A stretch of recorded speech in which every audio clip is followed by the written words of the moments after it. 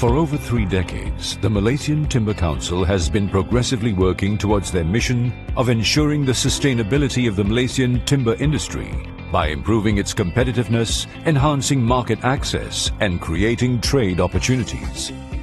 The timber industry in Malaysia would not be what it is today if not for the skilled workforce that tirelessly work on-site. This in turn reinforces its contribution to the sustainability of the timber industry in Malaysia. The timber industry employees must be provided proper accommodation by their employers. These accommodations must comply with the Employees' Minimum Standards of Housing, Accommodations and Amenities Act 1990, also known as Act 446. The Ministry of Human Resources first introduced this act in 1966, aimed to compel employers to provide minimum standards of housing and amenities to foreign employees and local estate employees in the agriculture, plantations and mining industries. The Employees' Minimum Standards of Housing, Accommodations and Amenities Act 1990 that came into force on the 1st of June 2020 further extended its scope of application to all sectors other than estates, for which it is mandatory for employers to provide decent accommodation for employees. It also expands the coverage of the Act to include all other employees in Peninsular Malaysia and the Federal Territory of Labuan. Act 446 is a step in the right direction as it ensures businesses maintain proper and decent housing standards and amenities for their workers.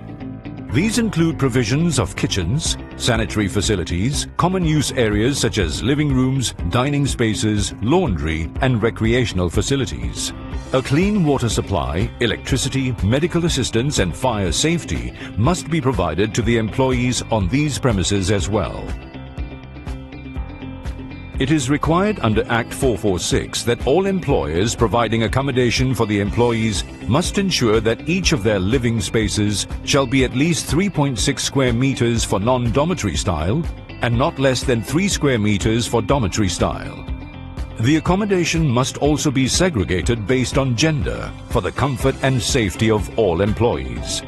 Each employee's basic amenities will also need to comply to specifications such as their single beds must measure not less than 1.7 square meters, and if a double-decker bed is provided, the space between 2 beds shall not be less than 0.7 meter. The mattress must also be at least 4 inches thick, provided with a pillow and a blanket. The employees will also have access to their own lockable cupboard for the safe custody of the employees' valuables, including their passports. Every accommodation must have a supply for electricity and water. Accommodation provided to employees must be certified with a certificate for accommodation.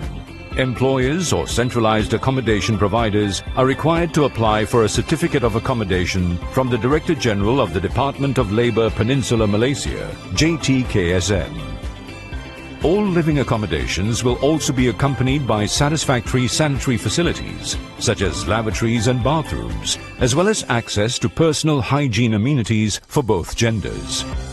Not forgetting the basic common facilities such as living and dining areas, kitchens and laundry amenities are also sufficiently provided for the employees' daily usage. The kitchens are well equipped with enough storage, electrical appliances and utensils for them to store their ingredients and cook their meals. Effective hazard prevention and control protect employees from workplace hazards, help avoid injuries, illnesses and incidents, and minimize or eliminate safety and health risks, thus providing them with safe working conditions. This safety management would be implemented through proper health and safety training for both employers and employees. Proper maintenance is due diligence that must be adhered to by the employers. The employer will appoint a person in charge of the housing, who will be responsible for the safety and well-being of the employees' facilities. Visitations are conducted to inspect the living arrangements at least twice a month. The cleanliness of the common use areas, sanitary facilities and even proper management of garbage disposal are also kept in check during these visits. The person in charge must ensure that the employees comply with the set disciplinary rules as may be determined by the employer. They must also ensure employees are taken to a clinic or a hospital if the employees have any complaints about their health. appear to be unwell or suffering from any disease or medical conditions. The person in charge must then keep a record of their complaints. Maintaining good camaraderie is crucial among the employees within the workplace, which is why there are facilities for sports and recreational activities provided rent-free to all. Overall, the Malaysian Timber Council urges the Malaysian industry players to implement efforts in increasing the living standards of its employees within Malaysia. The importance of every employee's well-being should not be undermined, as they are all integral to the development of the country's economic growth.